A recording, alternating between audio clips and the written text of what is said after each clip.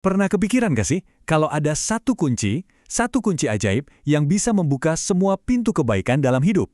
Nah, hari ini kita bakal ngebahas sebuah konsep dalam spiritualitas Islam yang menjanjikan persis seperti itu. Kita mulai dari sumbernya langsung, yang ngasih sebuah pertanyaan fundamental. Pertanyaan ini jadi dasar buat semua janji luar biasa yang akan kita bedah sama-sama.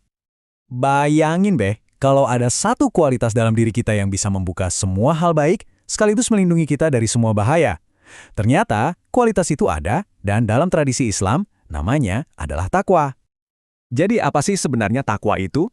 Dan kenapa ya konsep ini dianggap sebagai pesan universal yang berlaku buat semua orang di setiap zaman?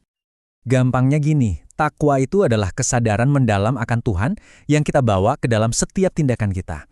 Dia jadi semacam kompas batin yang terus ngarahin kita buat berbuat baik dan ngejauhin yang salah. Dan ini tuh bukan ide baru sama sekali loh.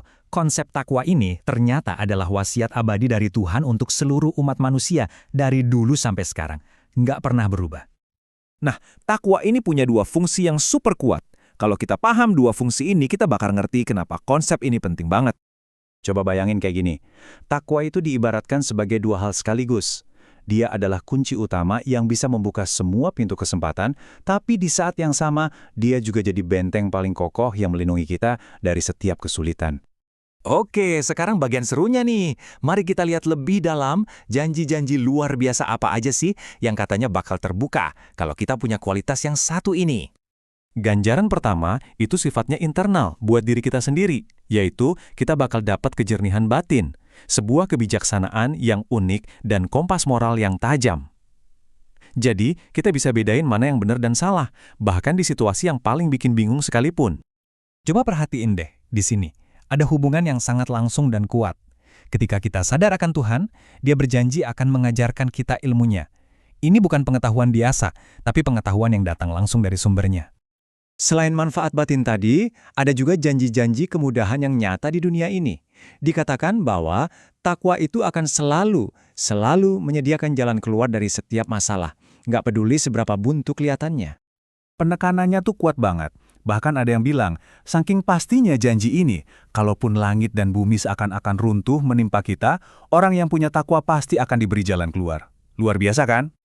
Bukan cuma itu, takwa juga berfungsi kayak pembersih. Dia bisa menghapus kesalahan-kesalahan kecil kita sehari-hari, dan juga membuka pintu ampunan untuk dosa-dosa yang lebih besar. Dan semua ini, pada puncaknya, membawa kita ke ganjaran paling ultimate yang dijanjikan, yaitu keselamatan di akhirat kelak.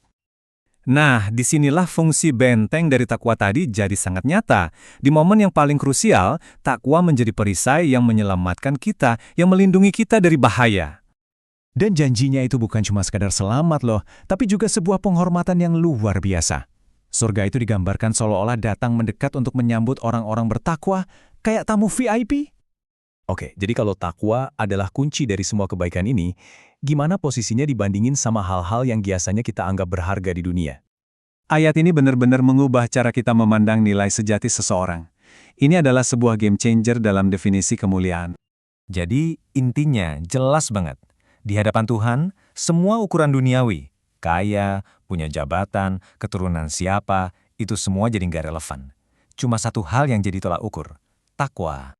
Kita udah lihat bareng-bareng apa itu takwa dan kenapa ini penting banget. Sekarang ada satu pertanyaan besar yang tersisa untuk kita semua renungkan. Kalau takwa ini memang kuncinya, lalu gimana caranya kita mendapatkannya?